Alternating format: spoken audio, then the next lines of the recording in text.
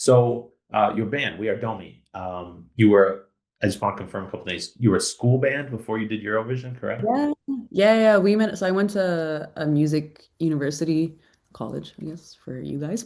Sorry, it's so weird because, like, I am American, but I still have I speak kind of oddly sometimes. So if my grammar's off, don't judge, please. Yeah. So I went to university in Leeds, which is kind of like north of England, Mm. and I met the boys. So I'm in a band with two boys that are Norwegian. I met them in my second year and they came into first year. So met them when I was like 20 and I'm 30 now, which is crazy.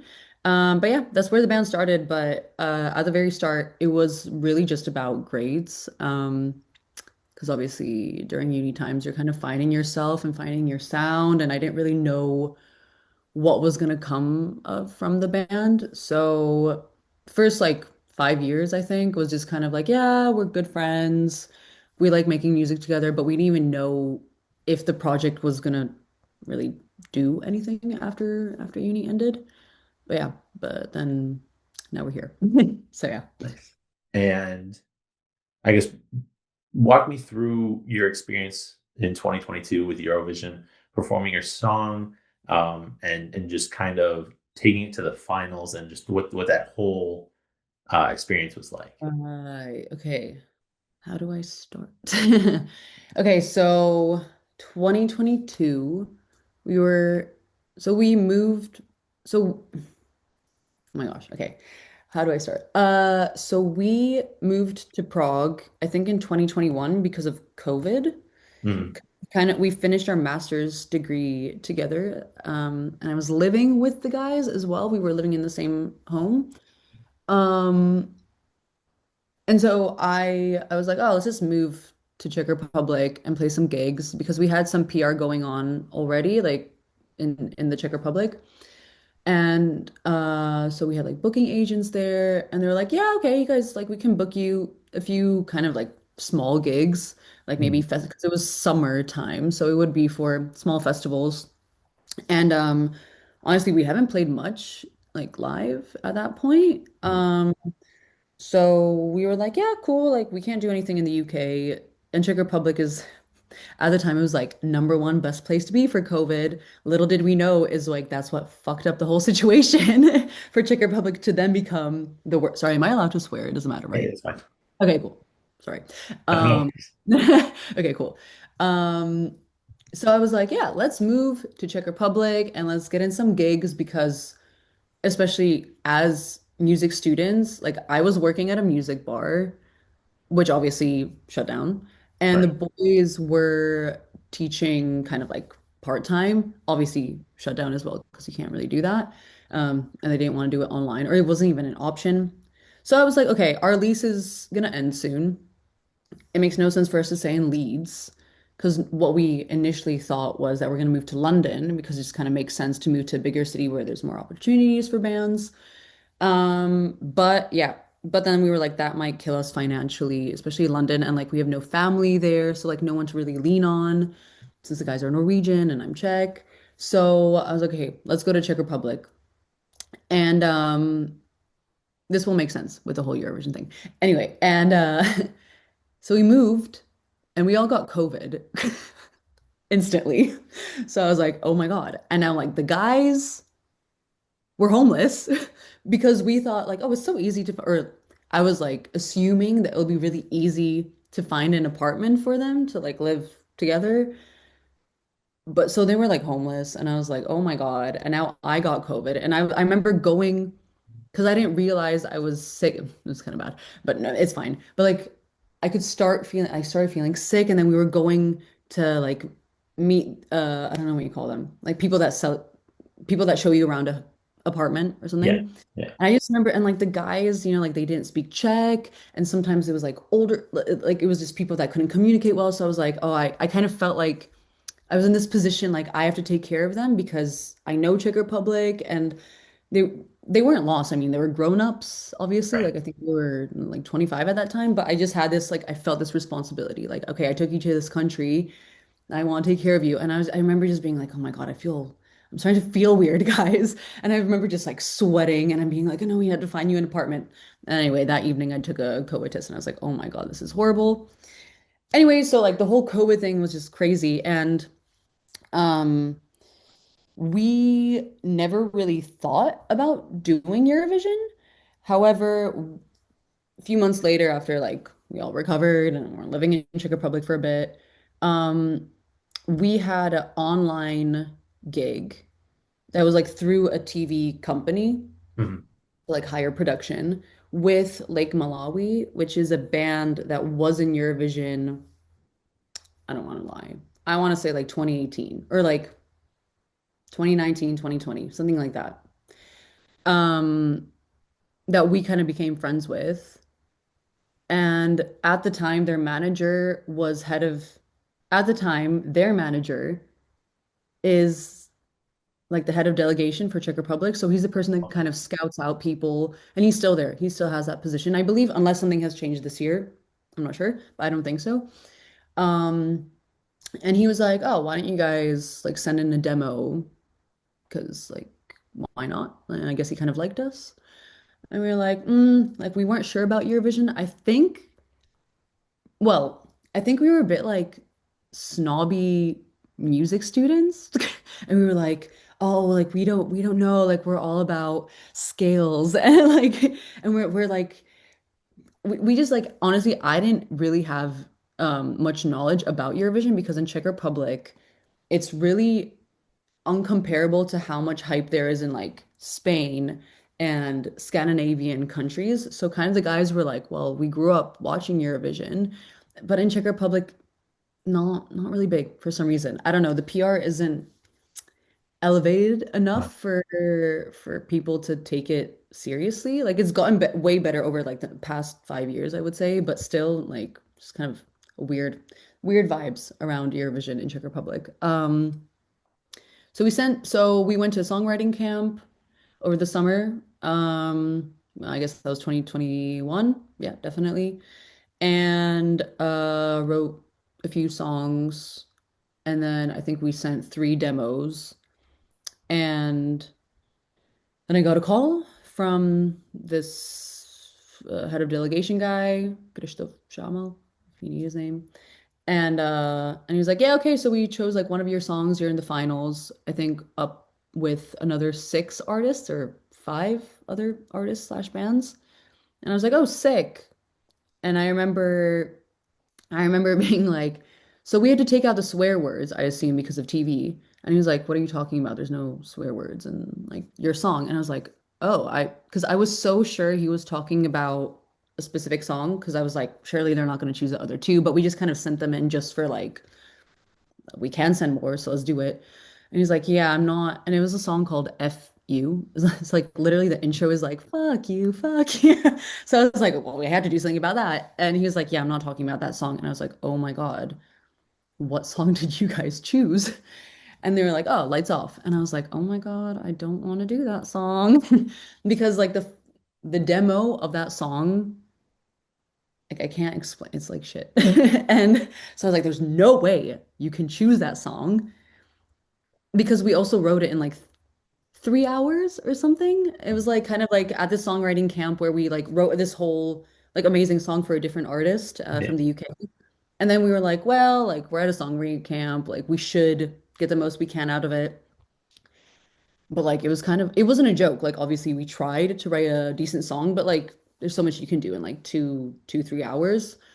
And it was very EDM, and like our band isn't that like EDM-y. Like we have electronic elements, but it wasn't our vibe.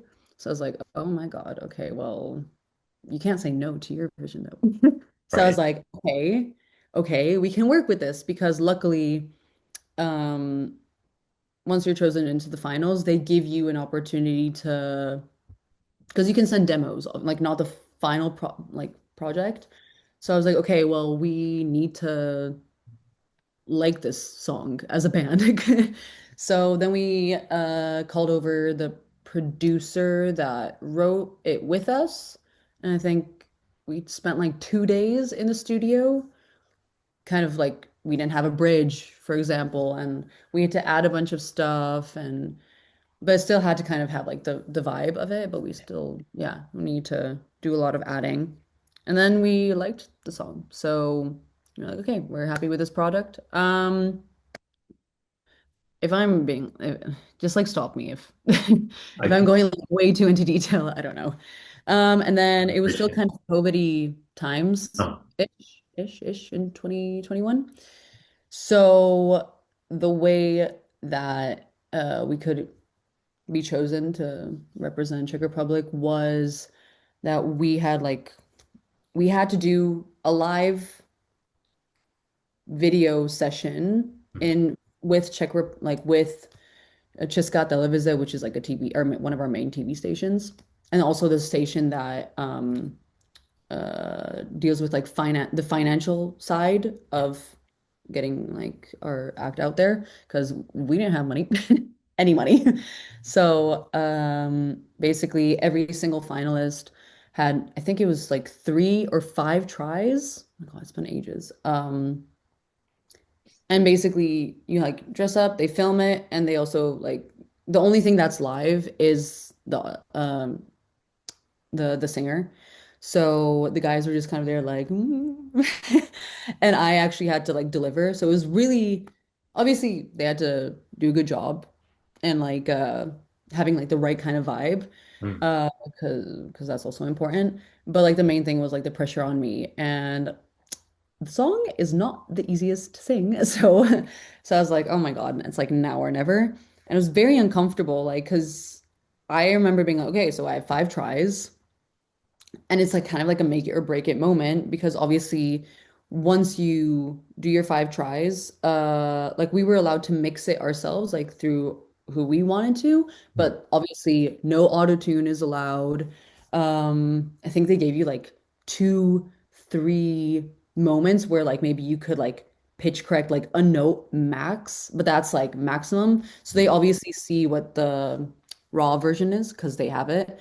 And then you kind of send in like the mixed version so it's like balanced. But so that was scary because I was like, well, if I sing like shit, it's all on me. Like I will fuck it up for everyone. So I remember being really nervous and just like the energy in the room was just weird. There's like only guys there, like these like like kind of I don't want to like shade. Actually, I don't care. Like the cameramen were like these like older grumpy dudes and I was just like oh my God, everyone's giving me like bad vibes and I sang it like the first 3 times and I like did not hit like the main like chorus like where are you now, like I didn't really hit it because I was just nervous and I was like oh my God, I had to like perform, I have to look good, I have to sing well and I didn't have that much experience like at that point because we were just singing before that in Leeds for like 30 pounds and a beer, like, and for like what, like 5 people. Okay, cool. Like, which was great, but it just isn't comparable to where we are now or like what we were about to do in Eurovision. So, first 4 takes, shit. Like, and I was like, oh my God, like, this is like, I know I can do it, but I just, because it's usually just like about the head, right? Because I know, like, I'm a trained singer. I know I would like to say that I sing well. Um, and then I was, which is very much a me thing, is that like I work really well under pressure. So, and I'm really competitive, really competitive, maybe because of my dad, I don't know. Got it somewhere. And so yeah, I was like, okay, last take. And I was like, yeah, okay, I'm gonna nail it. And I did. And that was the take that we used for for like the voting process. So basically it was just I think at our time it was so they had the content, right? Like the audio and the visual from all the bands and artists and then it was like 10 days of voting mm. was just very uncomfortable because I don't like begging people to like us. And it was like for our year, it was 25% international votes, 25% Czech votes, and 50% was like the secret jury that was kind of worldwide. Yeah, so those 10 days were like the most intense and fun moments of my life, I would say, because basically I started to get to like know our community and like get to know the Eurovision community, which is massive and like it was a lot. It was a lot. Because it's like diehard fans and we didn't really experience that up until that point. And we kind of knew like we have to have obviously you have to have a solid song and like a good song, which I would say it is a good song. Like I guess people connect with it. But it's also just about like really kind of getting to know your audience. And at that time, like I remember with the band, we would wake up every day at like 7 a.m., like on Zoom, like in our beds, being like, guys, we have to start we have to start talking to people and hyping it up. And again, like we were going up against some very established artists that had like money for PR. And we were like, so we can get coffee today. And like we were just fucking poor. Like we had no money for PR. So I was like, you know what? We just have to like fuck the PR. Like we don't have money for that. So we just have to just sell ourselves, be like likable. As I would say, like we're very like golden retriever vibe kind of band. Like we're just like not very problematic and as we were like when we were actually in Eurovision. So we were just like, we just have to sell the fact that we appreciate everyone and just kind of like do goofy stuff because we're kind of goofy people and just hopefully either people like us or they don't like us. And it worked. But honestly, besides like people liking our song, it was also about the jury, and the jury doesn't give a shit if we're like nice people or not.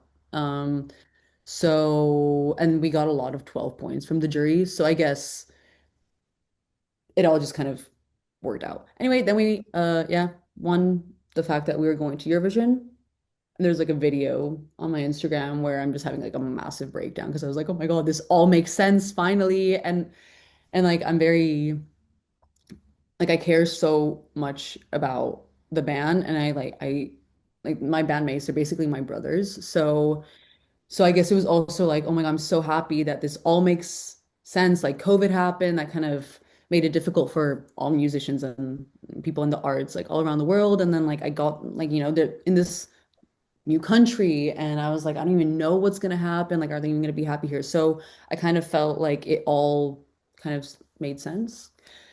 Yeah, and then it was just like half a year of just singing one song and just do it.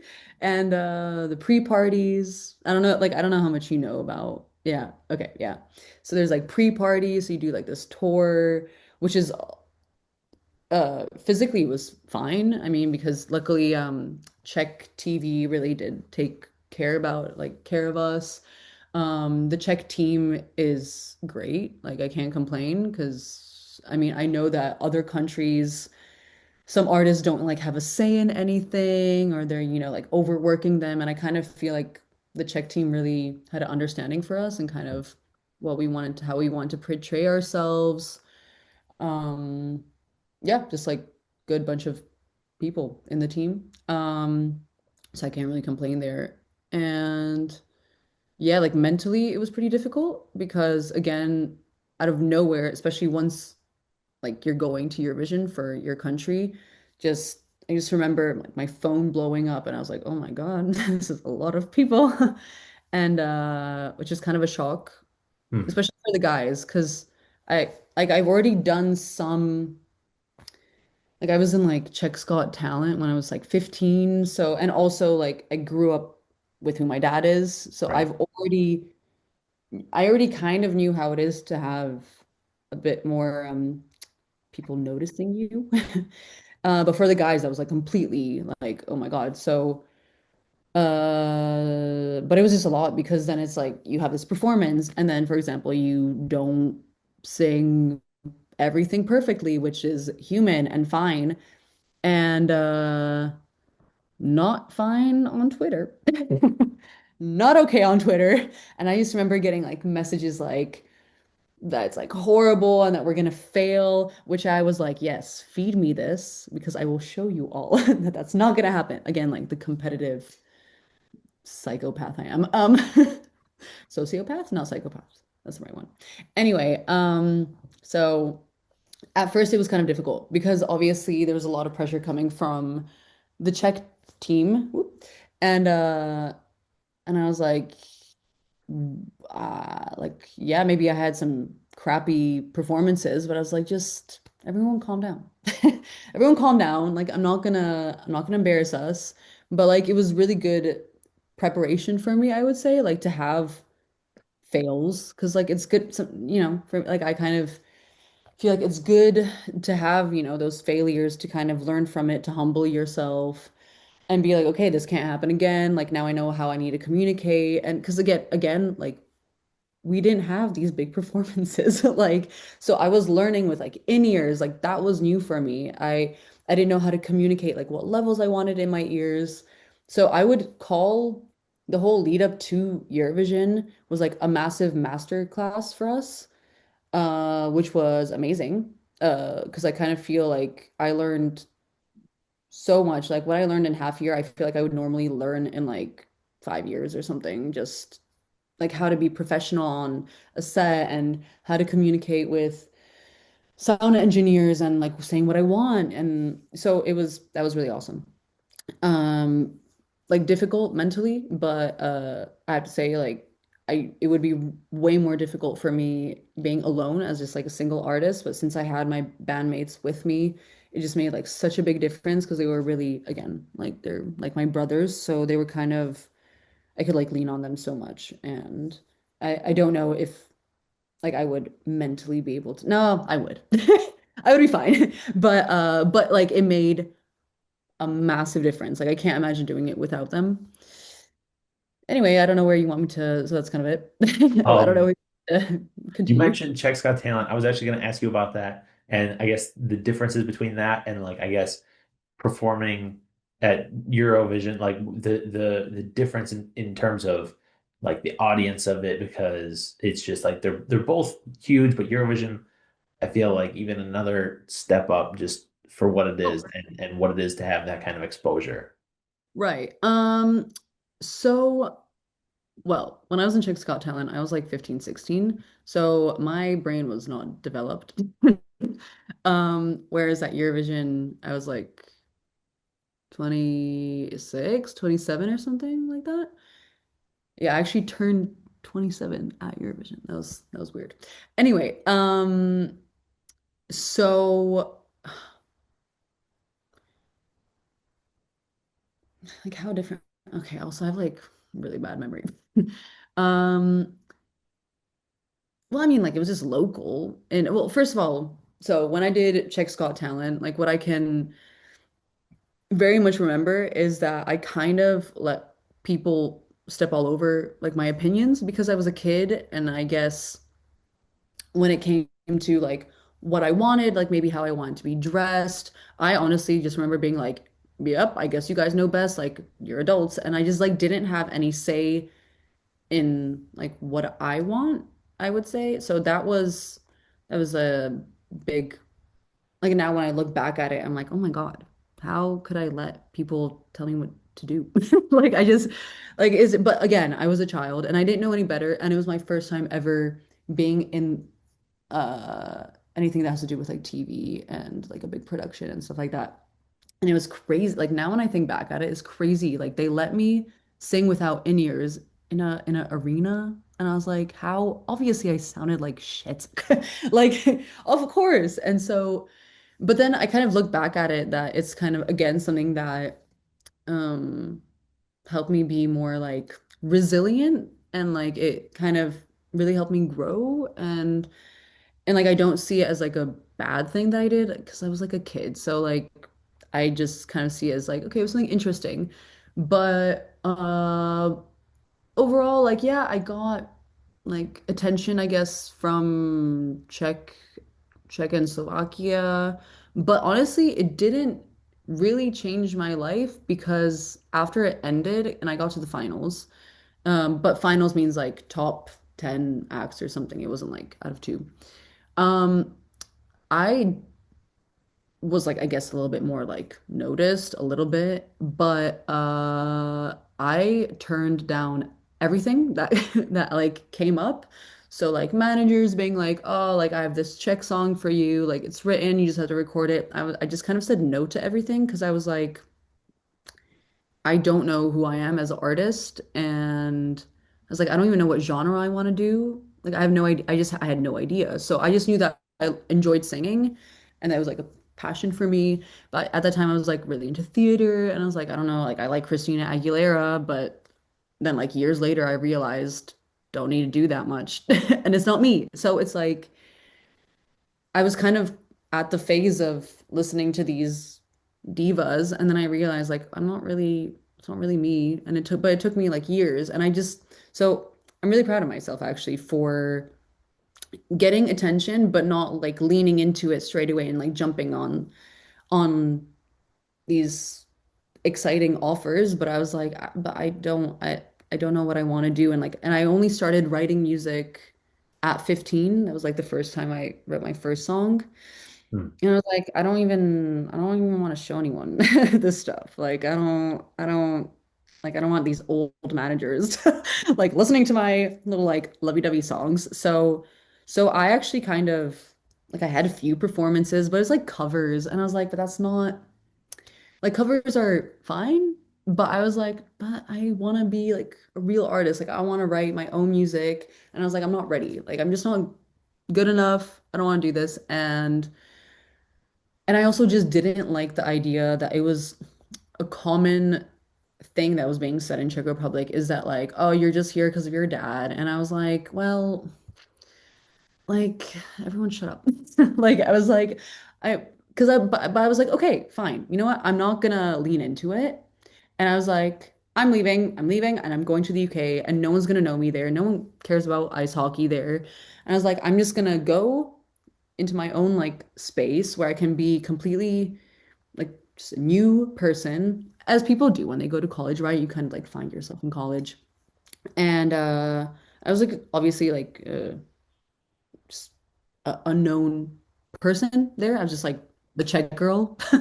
And I kind of like started fresh, and I was like, okay, so I'm gonna go here and I'm just gonna find my voice, find like my writing style, and I was like, yeah, I don't need this show to kind of prove like who I am. And I'm just gonna come back better and more like sophisticated and like and just like grow up as well. I mean, Yeah. yeah, kind of makes sense. Right, that was really long. I'm so sorry. No, no, no. I appreciate Tell the explanation of it all. yeah. And then Eurovision, I mean, that's like a whole, it's obviously a global thing. Right. So I can't compare it Hmm. much. Because the whole point of our band was like we always wanted to go international. Hmm. That's why we write in English. Right. However, living in Czech Republic, like it's not ideal to release music in English, I would say. Hmm. Like it's getting better, but it's still just like underappreciated. Still Czech artists that sing in Czech will just do better. Like we don't really have a chance compare like we can get to a certain point, I would say. And like I would say that we're like respected on the scene and everything that like we have yeah, we're respected on the scene. But unfortunately, like it's not it is good enough, but it's just not good enough that it's not in the Czech language. So it's still Hmm. like kind of an issue here. However, we gained so many nice. We gained so many fans outside of Czech Republic, which to me is I wouldn't say it's more important. Like it's very important to have a base where you're living and like have which like now like we also do have a base. But it's also important for me that like we connect with people even outside of Czech Republic because obviously at like ultimately I would like to have like a European tour or I would like to perform in America. That'd be awesome. Like I would love to go back to like my roots and then like the guys, they would want to do this in Norway and whereas like, Scandinavian countries are way more open to English.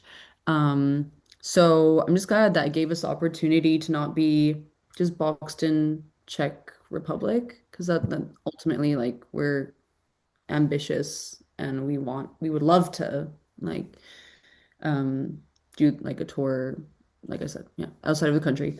So that gave us the opportunity. So that's what like Eurovision brought us. It brought us an international audience, which was like ultimately the goal. And um, actually, I guess first of all, if you do ever end up doing the North American tour and you're Yeah. anywhere near Buffalo or Southern Ontario, I'd be happy to cover it. Oh my God, So that'd be cool. Thanks. I yeah, mean, yeah, I would love to, but even if you go to Eurovision, that doesn't mean that you're super rich. right. So it's like uh yeah, like I think I kind of feel like people have that misconception. It's like once you do Yeah, Eurovision, like you're like sold and like you're good with money, but obviously like being an artist is just like a forever hurdle. yeah, Like it's so expensive going on a tour even. right. Like so even just getting like tickets to the US, I don't know. Need like a band sugar daddy or something. Which is horrible. Oh my God, don't write that in. Don't write that in. But I you won't. know, I can you know, consult. no, but like overall, I'm just saying like it's it's tough. Like even for and also we're independent. So Yeah. what we because we don't want to go under a label because I'm just we're waiting for something more in like either Germany because like their distribution is on a very good level. I would say like in Europe it's kind of like either Germany or the UK. But besides that, like it's not ideal to have like a label Mhm. besides that. Obviously, it would be cool if it was the States or I never thought about Australia, to be honest. But yeah. So because we're independent, then we kind of have to like pay for everything, which, has its pluses and minuses. So, but yeah, if we're ever in Buffalo, I'll let you know. Just give us like 2 years. We just need to write as my keyboard player would say, or no, sorry, as dad's my keyboardist has a dad, and he always like calls from Norway, and he's like, Ben, just write a hit. And we're like, yeah, okay, like we're trying, we're trying, but yeah, just like let us write a hit, and then we'll we'll get to Buffalo. And now you mentioned your dad. What you kind of mentioned that that might be where you get your competitive edge from. What kind of, I guess, because it's competitive, but it's hockey and music are so different. So it's, I guess, what First, kind of influence or support has he, um, I guess, given in your right? Yeah, I mean, yeah, it's different in some way, but like at the end of the day, it's like you have to be a little crazy. Like you have to be crazy to be at like a certain level in anything, I would Mhm. say. Um, but okay, so like if I start from the beginning, I never really got like I don't feel like my parents ever pressured me Mhm. into anything. Like I didn't like they wanted me to try as many sports as possible. They wanted me to like I come from a privileged family, of course. So like I had the opportunity to try soccer, try whatever, ballet and like a bunch of instruments. So like that was really cool and like amazing that I got to do that as a child. Um, but there was never really because like both my parents, like so my dad comes from like the athletic side, and then like my mom was more like artsy but also athletic. So there was never pressure on me to kind of like you have to be a doctor or they were just kind of like just figure out what you enjoy and we'll support that. But it was never like you must be the best. Like that was never a thing in our family. It was kind of like just do your best, but like no pressure if you come second, third, fourth, last. It's like that was just like never a thing. But I guess growing up with my parents, like my mom she's a bad bitch. Like don't write that either. But like she was very, very hardworking. Like so she was a stay-at-home mom up until I was 16. So like I could just see how I don't know, like I just never saw her really relax. Like I do now in the like because like now my parents are like older. But like back then, like I just felt like she was just always doing something. And it was just like very like I really like looked up to that. And then obviously my dad doing what he did and like seeing his success and everything, then he was, of course, like hardworking because you can't get to that level if you don't kind of go even like past your boundaries, I would even say. Like if you want to be the best, you have to be a little bit cray cray. So, but if you want something, then you kind of have to know that like it might not be as comfortable, but Mhm. then you'll be at a certain stage and then you can be proud of yourself. And that just depends if you want to, there might be some minuses to it, but then I don't know. I guess you just have to be a little bit crazy. I don't know. That's what I think. And so maybe even I don't know. I wonder like if there would be a difference if my parents would be more like you must be the best. Mhm. But I kind of feel like I found it in myself just observing my family. And I guess it's also just in my personality, like overall. Um, but who knows? I don't know. Like maybe if I was pushed more, maybe I'd be just like Sabrina Carpenter right now. Or it's like I don't know. Like I don't know. I don't know. But I think it's also the fact that like I was saying that a lot of people were like, "Oh, you're just here because of your dad."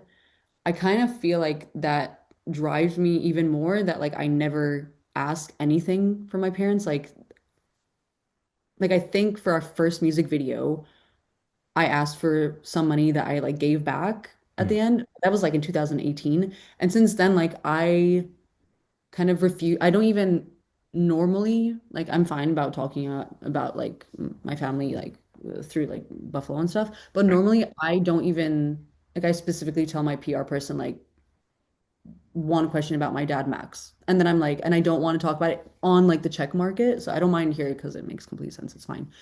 But usually I'm like, I don't want you to even mention, like, I don't even want you to say my last name. Like, so I really try to like stay away from it and like really show that I'm building it on my own and like that my own successes are my own and not having to do with like money from my dad. Like that just makes it's just like so bizarre to me because Yeah. yeah, it's just so bizarre. Yeah.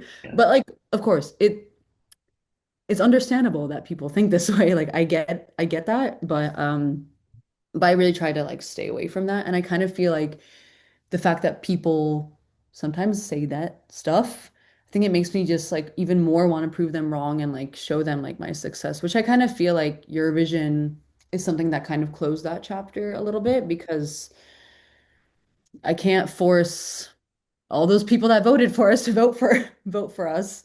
So we just kind of like showed our success without like anything to do with like my name or whatever. We were just like three dudes just doing our best. Yeah. Yeah. Yeah. And it's the inspiration behind the song. How did Lights Off come together? Well, again, it was written in like 2 hours. So Right. Yeah. So I guess. so there wasn't like that much thought behind it. Um, I think, well, actually, I don't say what it's about. There is like a deeper meaning behind it, but I think it was just like I won't go into specifics because I like leaving something for myself, something for myself Yeah. after like exposing myself to 160 million people that watch Eurovision. Because I just have it with like some songs, and with some songs, I'm just like, yeah, I'm just shitting on my ex. Yep. But like with this song, I kind of like keeping something to myself. But like overall, it was just kind of like just like struggling with a certain person and just like asking them like so cliche, but like where are you like where are you like in my life? And like it just didn't make sense and kind of the struggle through that. I haven't spoken about this in ages, by the way. Like no one asks this anymore. I don't even, to be honest, I think Mhm. I made a lot of shit during like the PR time because I didn't want anyone to know what it's about. Uh-huh. That's also fair. So, Yeah. but like I don't mind saying that because I think it's like fair as well. Yeah. So I don't really have like I don't have much to say because I don't remember what my lies were back then. I was just I think I just like came up with like a story and I Mhm. was like because I was like I would like to leave one little piece for myself, but Right. yeah, I don't remember what my lies were back then, but I think it was just I was just like vague about stuff. What did I say? I don't remember. But like, yeah, I guess, and also like, there was like a bit of play of like mental health and stuff like that. But I never really went into depth because I didn't want anyone to know what it's about.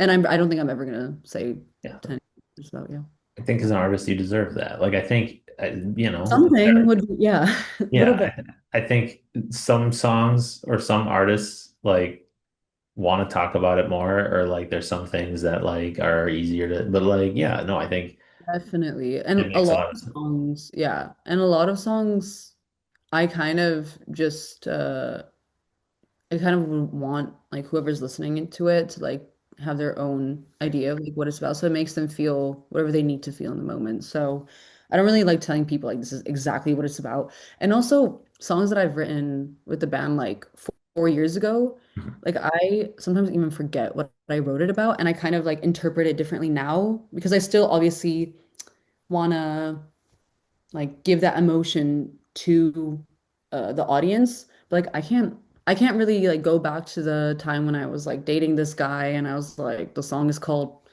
and me telling him like, oh, please fall in love with someone new. Like I don't care about this person anymore. Or like not in that sense. So I have to like so I take songs and I like in my head I think of like what I'm going through now Mhm. so it can feel truthful to people, but like I don't really go back into the past unless it was like a massive thing that happened. Um yeah, I even interpret my own songs like differently from when I wrote them years ago. So yeah. So I want to talk about this year's competition a little bit. Four countries just dropped out in protest of Israel's involvement. How do Yeah. you feel that boycott will affect this year's competition? Yeah. I don't know. I'm intrigued if more like I'm not really in the Eurovision drama anymore, but of Mhm. course like I talk to like I mean I know like other Eurovision artists and I'm intrigued. I'm intrigued if other countries will follow. Mhm. So I'm just kind of watching from like a distance. But like yeah, like I respect their decisions. It's a big deal that Spain did because they're like a big five, you know? So Yeah. that's like honestly, I don't even want to go down the rabbit hole of like Twitter freaking out right now. So, but it's interesting. Like I don't know if this has ever happened like before in history that like a big five would drop out. Right. But yeah, I'm just intrigued like what's gonna happen. But like I don't really want to get like all political from like my side. Yeah. Um, but it's very interesting. It's Mhm. very interesting. And yeah, I'm just intrigued like what's gonna happen next. Mhm. Yeah. Yeah. We're Totally get it. I guess, do you have any advice for the contestants for this year? So my advice is once you show yourself to that many people, Mhm. which is like millions and millions of people, really be proud of what you present. And that has to do with like your look, like your brand overall. Because once you do that, people are gonna like that's how they want to see you like in the next like maybe like tour that you do because so like definitely just be happy with like how you present yourself, which is like really be your true self. Like, very cliche, but it's so important. Like I can't imagine being put in some like silly costume and then people expecting that from me if it's not truly me. So definitely like fight against the person that says, "Oh, I think this would be amazing," and you're really not feeling it, like just don't do it. But I know it's difficult for certain countries where maybe the artists don't have a lot to say, Mhm. but just like just try. Just try. Don't be me when I was 15, 16 in in the competition. Just like it's good to stand your ground. And also just like have fun. Simple. Have fun because it's like a once in a lifetime opportunity. Like not many people get to do it. Yeah. And it can really, oh, and massive thing, write music during your preparations. Release music on the day of the finals. genius, do it. And prep a tour. Like it's a lot of work though. It's crazy. Like we didn't, that's like something I wish that we did. I wish that we wrote more music and released it like boom, finals. And it'll really help your career, honestly. So lesson learned. But yeah. And now the last question I have for you, speaking of releasing music, you just released Strangers in September. Yeah. How'd that come Yeah. together? Yeah, we wrote that with a Slovakian producer that actually wrote another Eurovision song that was for Austria. It was called oh my God. It was the year after us. It was like Poe, Edgar Allan Poe song from Hmm. Austria. Two girls were singing it. So he also has like involvement in Eurovision. Wrote it with him. We wrote it finally not about myself, which was cool because I like switching that up. Like Hmm. I've having like different songwriting phases. So we wrote it about a situation, like a friendship that kind of was that they were like turning into strangers about like some friends of ours that we have like mutual friends with the band and this guy. So that was kind of refreshing. Also, just kind of not basing it like it's not all about me, or like about us as a band. Right.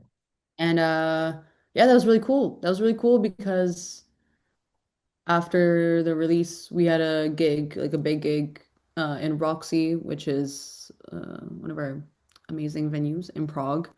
And I just remember like singing the song, seeing that guy that we wrote it about, which is like it's not a negative song necessarily, like it's not.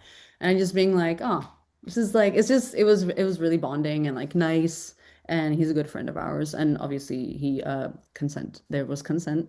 Not with the other guy, but it's just life. That's just life. And it wasn't like a roast or anything, so it was fine. Um so yeah, so it was really fun. Like a fun song that we kind of had in our pockets for a little bit. Yeah, and now new music, but yeah. Yeah. Is there anything else that I haven't asked about that you would like to talk about? Um, my Instagram is no, like obviously I just want it would be lovely if people went to go listen to our music.